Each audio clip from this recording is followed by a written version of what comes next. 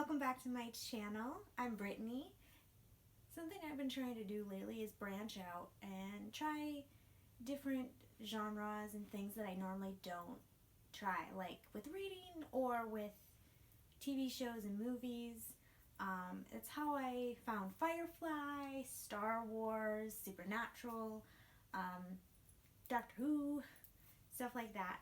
And so today I'm going to be trying something, Pride, Prejudice, and Zombies.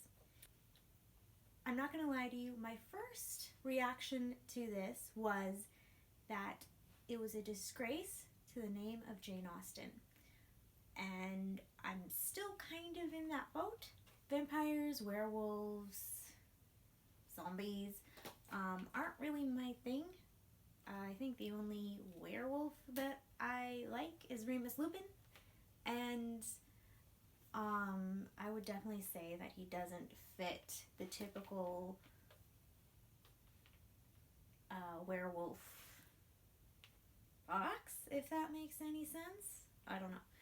I got these from the library because I'm not going to pay for something I don't know if I like. You know that if I buy it and I put it on my shelf, it was either at a thrift store and I got it for $1, or it's something that I really, really love. Both apply. So my plan is to watch the movie first and then listen to the book, just because I tend to find that the book is better than the movie, to no one's surprise. And so I wanted to watch the movie first so I could enjoy it more. Honestly, my first, just like before having seen it, I've seen a couple scenes here and there. I've seen trailers, and I have to say my first impression is, why do they choose the actor who plays Darcy? Because I don't think he's all that attractive. Maybe that's the point. I also find it hilarious how Lily James's real life boyfriend plays Mr. Collins in this, and I find that hilarious that Elizabeth is dating Mr. Collins in real life. I don't know. It's just a random thought. I don't know. I think this is Lady Catherine de Bourgh. Why does she have an eye patch? I have no idea. It looks kind of weird to me. Also, Mr. Bingley holding the gun, he looks kind of pathetic.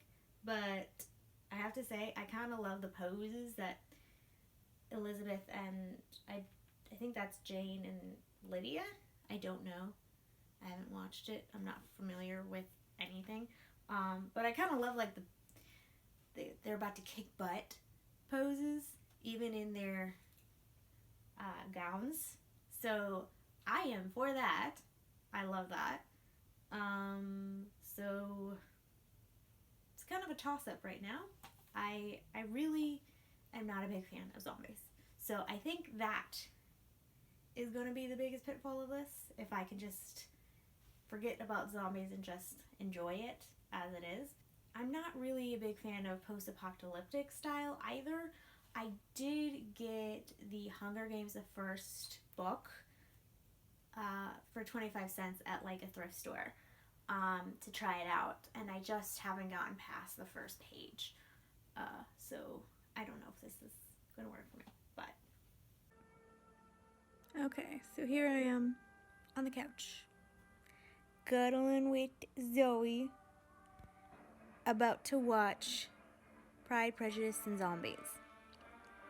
And I don't know why, but I'm just like, do I really want to do this?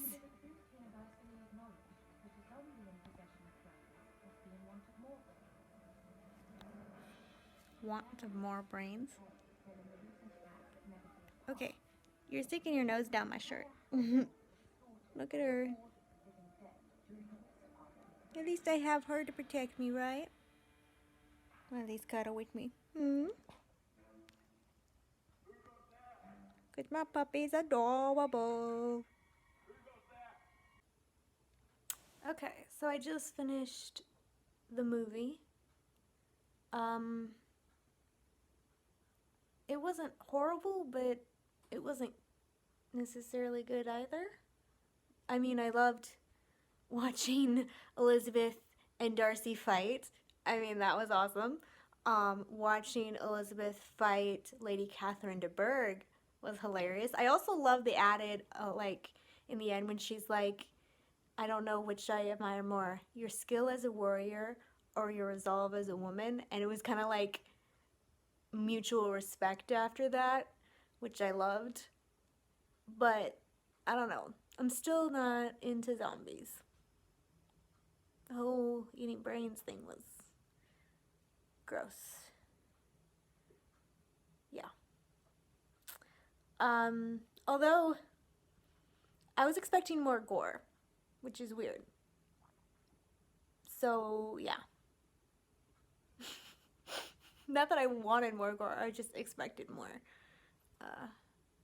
So next comes the book. So I'll start that right away. So I finally finished the book and I watched the movie, and I have to say the movie was better. Simply because it was just so different from the original that I couldn't even think of it as Pride and Prejudice. It was just its own entity. It was its own zombie movie. The book, however, was very disappointing.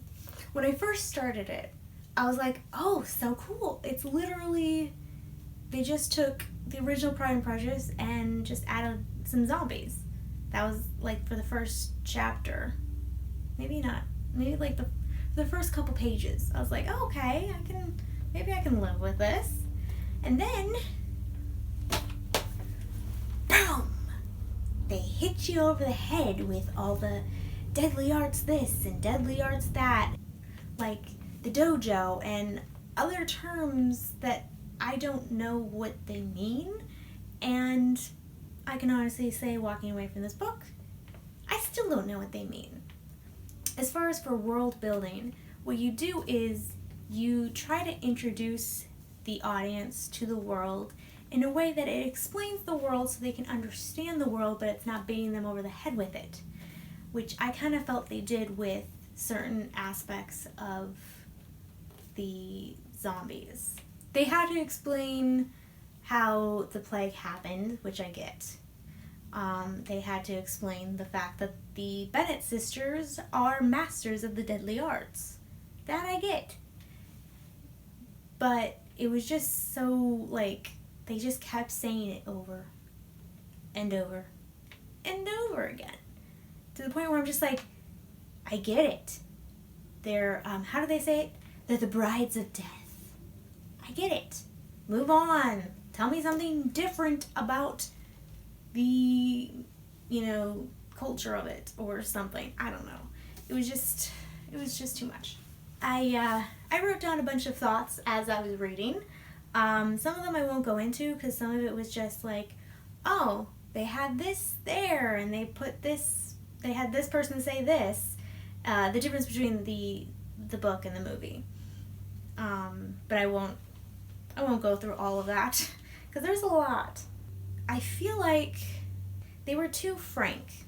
Okay, so you have these moments where Elizabeth thinks something, but she finds a clever roundabout way of saying it. Whereas in this, she just comes right out and says it, no matter if it's mean or rude or completely not appropriate to the setting or the conversation. And Darcy does that too. And I find it a bit weird. Also, I feel like Mr. Bennet is more mean to not only Mrs. Bennet, but also to his daughters, even Elizabeth, where he's just kind of like, in the original, it's, oh, you guys are silly girls and whatever, but they take it to a whole nother level in this book, which I didn't like. I mean, sure, Mr. Bennet wasn't the best father, but I still liked him. Whereas in the book, I didn't really like him. In fact, he was probably one of my least favorite characters.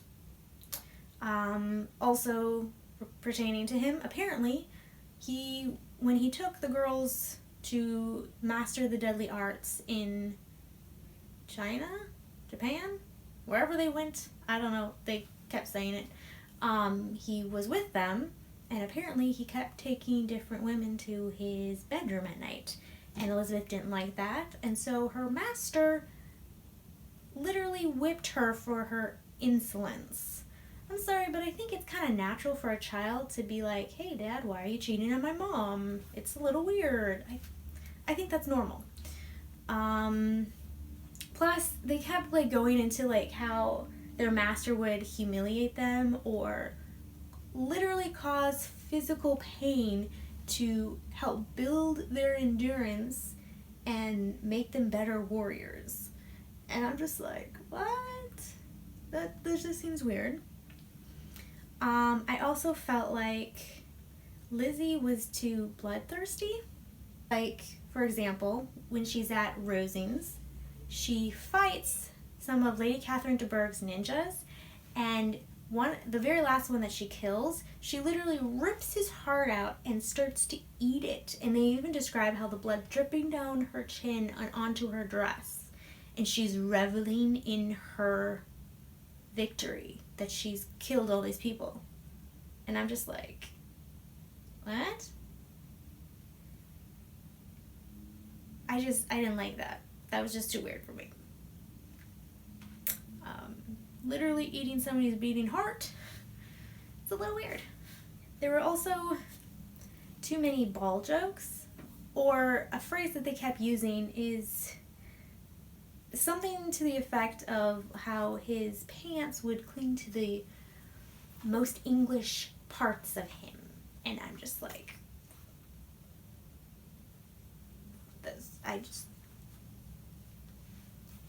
it's not for me. If that's your thing, if you like ball jokes and whatever, have at it.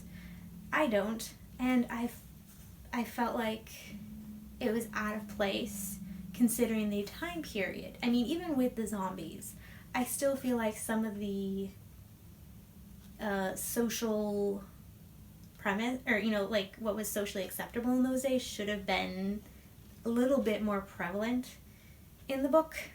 That's just me. So yeah, that is my review of Pride, Prejudice, and Zombies.